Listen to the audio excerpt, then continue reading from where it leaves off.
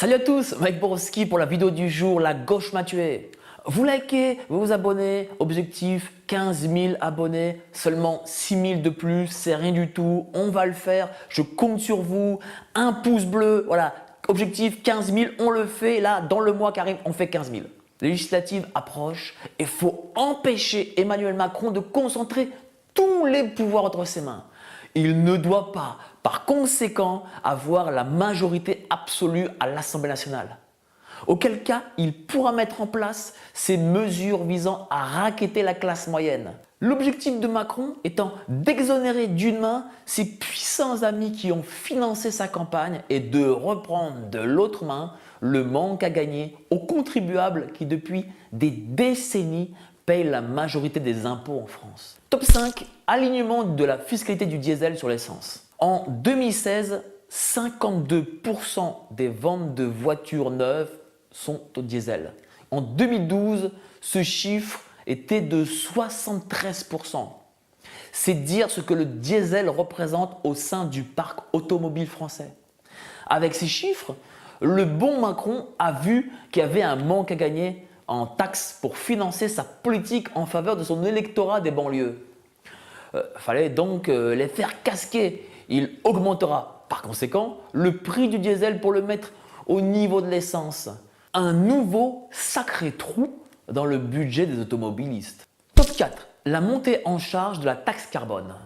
Les élites cosmopolites dont Macron fait bien évidemment partie ont été converties à l'écologisme. Il faut manger bio et rouler en voiture électrique. Tout ça a un coût et n'est pas à la portée de toutes les bourses. En tout cas, pas celle des classes moyennes. Par conséquent, votre taxe carbone sur votre consommation de gaz, de fuel ou de charbon augmentera fortement. Top 3, impôt sur la fortune immobilière. C'est simple, pour être élu, Macron a eu besoin des grosses fortunes qui lui ont mis à disposition leurs médias. Il fallait leur renvoyer l'ascenseur et les exonérer d'ISF sur leurs actions. Ainsi, dorénavant, vous possédez un bien à 500 000 € payé à coût d'emprunt et d'épargne, vous raquerez plein pot. Vous possédez 5 000 € d'actions, vous serez exonéré. L'injustice totale en somme. Top 2. Surtaxe sur les propriétaires. L'immobilier, ça, Emmanuel Macron, il n'aime pas du tout. C'est pourquoi il a décidé de s'attaquer aux petits propriétaires. Ainsi, l'idée, c'est de taxer les propriétaires sur des loyers implicites. C'est-à-dire, en plus de la taxe foncière, il faudra s'acquitter des prélèvements sociaux, à peu près 15,5%, et de l'impôt sur le revenu, qui s'applique au montant des loyers perçus. Alors, merci de ce cadeau, M. Macron.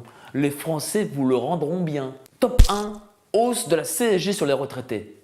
Cette mesure, c'est la honte de la politique Macron. En augmentant la CSG d'1,7 point, les retraités gagnant plus de 1 200 € par mois verront leur pension baisser d'au moins 245 € par an. Ça va jusqu'à 408 € pour une retraite de 2 000 €. Les retraités vont payer cher ces fameuses réformes de M. Macron. Ces 5 mesures démontrent que le quinquennat sera fatal pour la classe moyenne qui, comme toujours, s'acquittera seule de tout l'investissement national. Jusqu'au jour où cette fameuse classe moyenne, elle n'existera plus. Et là, on se demande qui paiera l'assistanat des banlieues et les postes bien payés des amis de M. Macron. Merci pour vos dons qui ont permis le tournage de cette vidéo. J'ai besoin de votre aide pour continuer à démonter la future politique anti-France d'Emmanuel Macron.